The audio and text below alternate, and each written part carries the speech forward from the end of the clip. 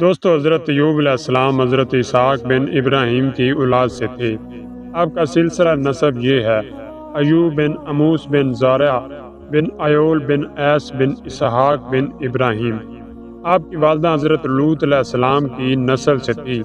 آپ حضرت یوسف علیہ السلام کے بیٹے افراہیم کے داماد تھے۔ آپ کی زوجہ کا نام رحمت بنت افراہیم بن یوسف زلیخا تھا۔ آپ نہایت متقی اور پرہیزگار تھے۔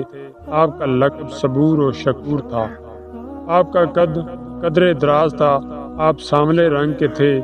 آپ کی آنکھیں سیاہ تھی۔ آپ کے سر کے بال گھنگریالے تھے۔ سر قدر بڑا تھا۔ آپ کی کلائیاں اور پنڈلیاں موٹی تھیں۔ آپ ثانیہ یا جاسیہ یا طیشہ یا بصہ کے رہنے والے تھے، جو دمشق یا رملہ کے درمیان واقع ہے۔ وہیں آپ پیدا ہوئے اور وہیں مبعوث ہوئے۔ بلوغ و رشد یعنی جوانی کے بعد بعثت ہوئی، اور 47 سال تبلیغ کرنے کے دوران صرف 3 افراد مسلمان ہوئے۔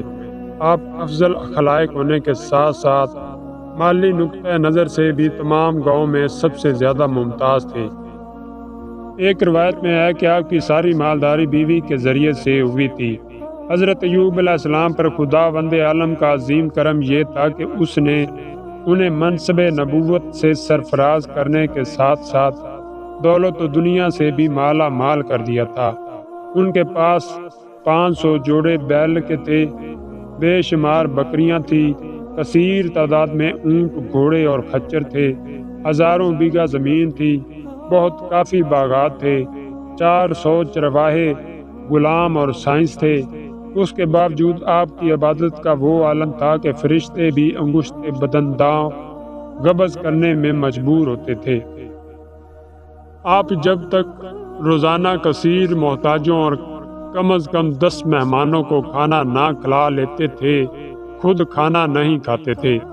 اسی طرح محتاجوں، غریبوں، بیواؤں، یتیموں کو کپڑے بنوائے بغیر اپنے لیے نہ بنواتے تھے۔ آخر کار فرشتے جو آپ کی عبادت گزاری پر حیران اور انگشت بدن داں تھے، ایک دن جمع ہو کر آپس میں کہنے لگے کہ اتنی مالداری کے باوجود ایوب کیسے عبادت کے ان بلند مدارج پر فائز ہے۔ خطاب ہوا کہ اے میرے فرشتوں، ایوب میرا بہترین بندہ ہے۔ اس کی اطاعت شعاری اور عبادت گزاری پر مالداری کا کوئی اثر نہیں پڑے گا۔ تم حیران کیوں ہو؟ جو میرا مخلص بندہ ہے وہ ہر حال میں میری بندگی کرے گا۔ نہ اس پر مال و دولت کی فراوانی اثر ڈال سکے گی، اور نہ اس کے لیے رکاوٹ بن سکے گی، اور نہ وہ اس مال و دولت کے تحفظ کے لیے عبادت گزاری کرے گا۔ ایوب میرا نہایت ہی مخلص بندہ ہے، اور وہ ہر حال میں اپنے خلوص اور اپنی بندگی کا مظاہرہ کرے گا۔ میرے فرشتوں، مجھے یقین ہے کہ تم مطمئن ہو گئے ہوگے، تاہم میں تمہیں شان ایوبی دکھائی دیتا ہوں۔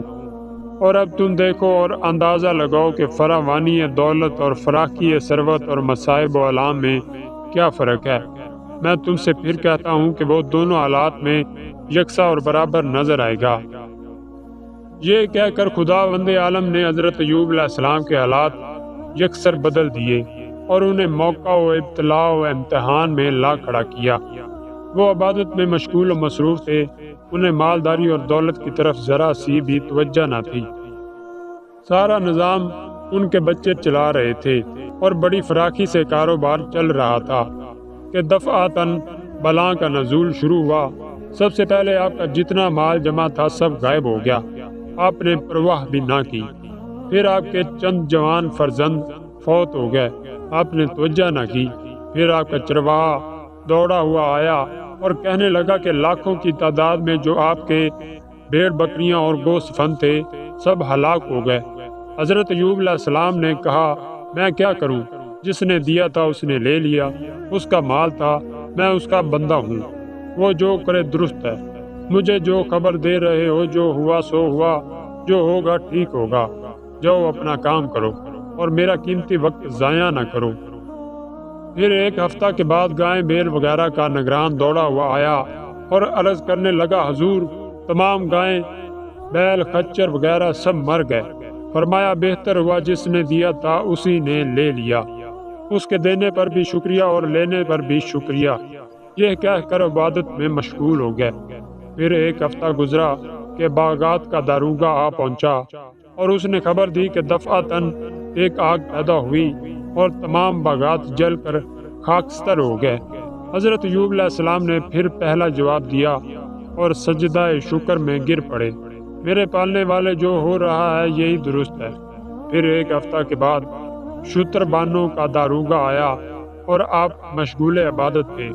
اس نے کہا حضور تمام اونٹ ہلاک ہو گئے ہیں اور سارا غلہ تلف ہو گیا ہے، اب کچھ میری تحویل میں باقی نہیں ہے۔ آپ نے سجدہ شکر کیا اور بارگاہ خداوندی میں عرض پرداز ہوئے، مالک میں تیری طرف سے ہر آئی ہوئی بلا کو اپنے لیے کرم خاص سمجھتا ہوں۔ ایک ہفتہ کے بعد گھر میں آگ لگ گئی، سارا گھر جل گیا اور گھر میں جتنا سامان تھا سب خاکستر ہو گیا۔ آپ نے محراب عبادت سے سر نہ اٹھایا اور آگ کی پرواہ نہ کی۔ پھر ایک ہفتہ کے بعد آپ نے اپنا صندوق کھولا تو دیکھا کہ تمام سونے چاندی نے پتھر کا روپ دھار لیا ہے۔ ہنس پڑے اور کہا مالک جو بدترین چیز تھی چلی گئی اور جو بہترین چیز ہے وہ میرے پاس موجود ہے، یعنی مال تباہ ہو گیا لیکن میرا دین و ایمان میرے پاس موجود ہے اور یہی میری اصل دولت ہے۔ اسی دوران میں آپ کے چھوٹے بچے معلم کے سامنے پڑھ رہے تھے کہ معلم کسی کام سے باہر چلا آیا اور چھت گر گئی۔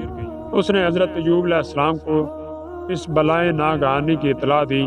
آپ نے بلا کسی رنج و غم کے یہ کہا کہ جو ہوا سو ہوا اور وہی بہتر تھا، کیونکہ اچھا تو یہ ہوا کہ تم اس جگہ سے ہٹ گئے تھے، ورنہ تم بھی لقمہ اجل بن جاتے۔ آپ نے اس مصیبت پر بھی پوری دلیری کے ساتھ صبر کیا اور اپنی رفیقہ حیات کو بھی صبر کی تلقین کی۔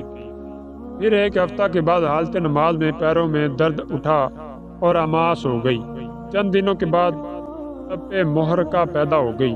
پھر پیروں کا درد بڑھنے لگا اور مرض ترقی کرنے لگی، یہاں تک کہ سارے بدن میں اثر پھیل گیا اور یہ حالت ہو گئی کہ 7 مہینے تک ایک ہی جگہ پر پڑے رہے اور اس جگہ سے ہل نہ سکے۔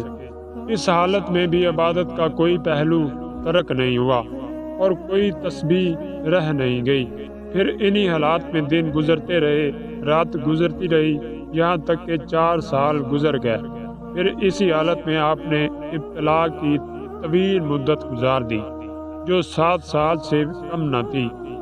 ایک روایت میں ہے کہ ہر موقع پر شیطان مرد مقدس کی صورت میں حضرت ایوب علیہ السلام کی خدمت میں پہنچتا رہا اور بہکانے کی کوشش کرتا رہا، لیکن آپ کی طرف سے ایک ہی جواب ملتا رہا کہ اس نے اپنے فضل و کرم سے ہمیں جو کچھ دیا تھا اب اپنے عدل و انصاف سے واپس لے رہا ہے، اس میں ہمارا کیا اجارہ، اس کی چیز تھی، اس نے اپنی چیز واپس لے لی۔ یہ کہتے اور سجدہ شکر میں چلے جاتے۔ شیطان اس سے پے در پے مایوس ہوتا گیا اور کسی مرتبہ چونکہ اس کی ترکیبوں سے حضرت ایوب علیہ السلام پر کوئی اثر نہ پڑا، اس لیے وہ حضرت ایوب علیہ السلام کی بیوی کو بہکانے کی طرف توجہ ہو گیا۔